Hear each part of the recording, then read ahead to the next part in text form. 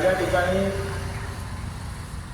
पहिल्या मजल्यावर आहे किंवा दुसऱ्या मजल्यावर आहे इमारतीच्या त्या ठिकाणी प्रत्येक ग्राहकाला त्या शाखेपर्यंत पोहोचताना काही अडचणी निर्माण होतात। त्या काळामध्ये जागेची उपलब्धतेचा विचार करून अशा प्रकारच्या शाखा त्या ठिकाणी स्थापित करण्यात आलेल्या होत्या, परंतु कालानुरूप त्याच्यामध्ये बदल करण्यासंदर्भात रिझर्व्ह बँकेच्या सूचनासुद्धा बँकेला प्राप्त झाल्या आणि म्हणून जिल्हाभर ज्या ठिकाणी पहिल्या मजल्यावर असतील, दुसऱ्या मजल्यावर ज्या बँक शाखा आहेत त्या आपण खालच्या मजल्यावर म्हणजे ग्राउंड फ्लोअरला घेण्याच्या संदर्भात, जेणेकरून ज्येष्ठ नागरिक असतील किंवा काही अपंग व्यक्ती असतील तर अधिक ग्राहक असतील, या सगळ्यांना त्याच्यापर्यंत आपल्या शाखेपर्यंत जाता आलं पाहिजे आणि सहजरित्या आपल्या ब्रँचमधल्या जो ॲक्सेस आहे तो त्या ठिकाणी ग्राहकाला उपलब्ध झाला पाहिजे। या दृष्टिकोनातून हा विचार त्या ठिकाणी करण्यात आला। आणि दुसरी महत्त्वाची गोष्ट की ज्यावेळी तळवडा शाखेची स्थापना झाली, मागचे अनेक वर्ष या ठिकाणी ही शाखा कार्यरत होती। या तळवडा बाजारपेठेचा ज्या पद्धतीने विस्तार झाला आहे त्या विस्तार बघितला असता त्या शाखांकडे पार्किंगची सुविधा किंवा त्या ठिकाणी आपलं वाहन घेऊन जाताना काही ग्राहकांना अडचणी निर्माण होत होत्या आणि म्हणून आपल्याला त्या शाखाचा स्थलांतरणाबाबतीतला निर्णय घ्यावा लागला। आज आपण पाहतो आहोत की एक सुसज्ज अशा प्रकारची शाखा त्या ठिकाणी ग्राहकांच्या सेवेमध्ये आपल्या आजपासून कार्यरत झालेली आहे। आत्ताच गायकवाड मॅडम यांच्या हस्ते याचा शुभारंभ सुद्धा झालेला आहे। या शाखेच्या माध्यमातून आपल्या शेतकऱ्यांबरोबरच नवीन जी पिढी आहे, व्यापारी वर्ग आहे, विद्यार्थी आहे आणि वेगवेगळ्या व्यवसायातला उद्योजक जो आहे आणि शिवाय महिला असतील, या सगळ्याच प्रकारच्या ग्राहकांना त्या ठिकाणी बँकेबद्दलचं एक आकर्षण निर्माण झालं पाहिजे, बँकेची चांगल्या प्रकारची सेवा त्यांच्यापर्यंत पोहोचली पाहिजे। या दृष्टिकोनातून आम्ही बँकेच्या या शाखेमध्ये अनेक प्रकारच्या चांगल्या सोयीसुविधा उपलब्ध करण्याचा प्रयत्न केलेला आहे। कालानुरूप आपल्याला जे काही सोयी देणं आवश्यक आहे त्या सगळ्या सोयीसुविधा या ठिकाणी आम्ही देण्याचा प्रयत्न केलेला आहे। आज डिजिटल बँकिंगचा जमाना येतो आहे। आपण प्रत्येकजण याच्या पूर्वीच्या काळामध्ये जेव्हा बँकिंग करत होतो त्यावेळी प्रत्येकजण बँकेच्या शाखेमध्ये गेल्याशिवाय आपलं कुठलंही ट्रान्झॅक्शन होत नव्हतं, कुठल्याही व्यक्तीला आपल्या खात्यातनं पैसे जात नव्हते। परंतु आज बँकेमध्ये न येता आपल्याच मोबाईलच्या माध्यमातून आपण त्या ठिकाणी डिजिटल बँकिंग सहजरित्या करतो आणि म्हणून या पुढच्या काळामध्ये आपल्याला या डिजिटल प्लॅटफॉर्मच्या माध्यमातून चांगली सेवा उपलब्ध झाली पाहिजे। नॅशनलाइज बँका असतील, काही खाजगी बँका असतील, त्यांच्या सेवेपेक्षाही चांगल्या प्रकारची दर्जेदार सेवा ही जिल्हा बँकेच्या माध्यमातून जिल्ह्यातल्या सगळ्या ग्राहकांना त्या ठिकाणी देण्याचा आम्ही प्रयत्न करतो आणि म्हणून त्या सगळ्याचं प्रतिबिंब आपल्याला आज या शाखेच्या माध्यमातून खरं तर पाहायला मिळत आहे।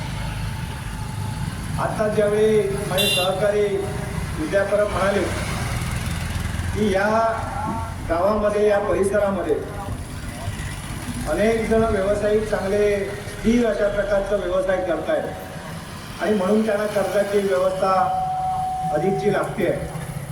खरं तर ही एकमेव अशा प्रकारची शाखा आहे की जिथे डिपॉझिट कमी आणि कर्ज जास्त आहे। बाकी सगळीकडे डिपॉझिट जास्त आणि कर्ज कमी असतं। खरं तर बँकिंग क्षेत्रामध्ये त्याचीच आवश्यकता असते, परंतु आज आपण या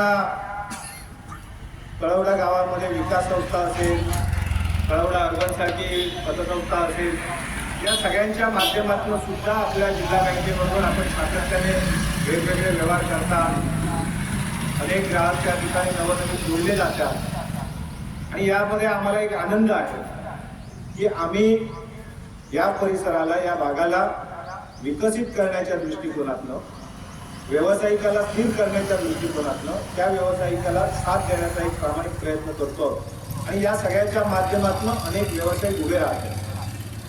खरं तर गायकवाड मॅडमना या ठिकाणी उद्घाटनाला बोलवण्यामागे माझा एक स्वार्थ होता. आज त्या स्वतः पंढरपुरावरून एवढा लांबचा प्रवास करून या ठिकाणी आल्या आहेत.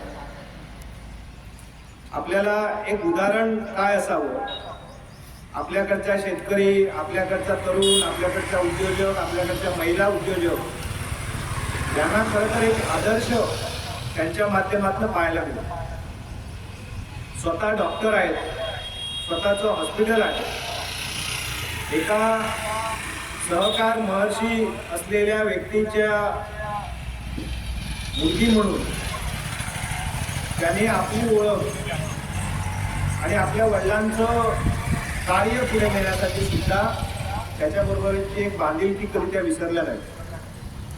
खरं तर त्यांच्या वडिलांनी त्या भागामध्ये अनेक सहकारी संस्थांच्या माध्यमातून, खरं तर सहकार महर्षी म्हणूनच त्यांना त्या ठिकाणी ओळखतात, त्यांनी एक जाळं निर्माण केलं आणि एक व्यवसाय उभे करण्याचा प्रयत्न केला.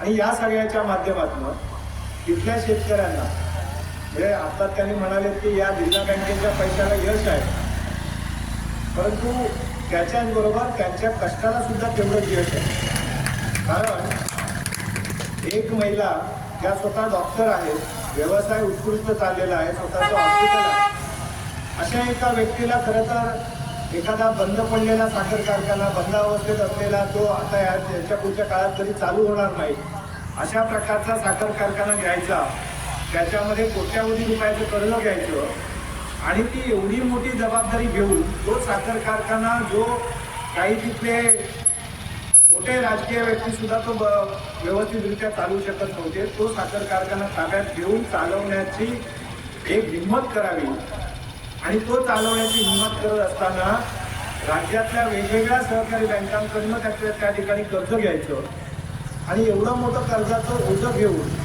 हा साखर कारखाना चालू करण्यासाठी दिवस राहतो. काही वेळ तर त्या हॉस्पिटल आणि ह्या सगळ्या गोष्टी सांभाळत असताना त्यांना त्या कारखान्यावर राहायला सुद्धा जावं लागतं. प्रतिकूल परिस्थितीमध्ये त्या ठिकाणी आपल्या व्यवसायामध्ये लक्ष केंद्रित करून त्यांनी अवघ्या 2 वर्षामध्ये तो साखर कारखाना तोट्यातनं नफ्यात आणला आणि एक आदर्श अशा प्रकारचा साखर कारखाना त्या ठिकाणी निर्माण केला. एवढं करून त्या थांबल्या नाही, तर त्याच्याच बरोबर त्याच ठिकाणी त्याच्या बाजूलाच बंद पडलेला, बंदावर परिस्थितीत जाणारा दुसरा एक साखर कारखाना त्यांनी चालवायला घेतला. तोही त्याने व्यवस्थितरित्या चालवला. त्याच्यामध्ये नवीन प्रकारचं मॉडिफिकेशन केलं आणि हे करत असताना तिथल्या शेतकऱ्याला चांगला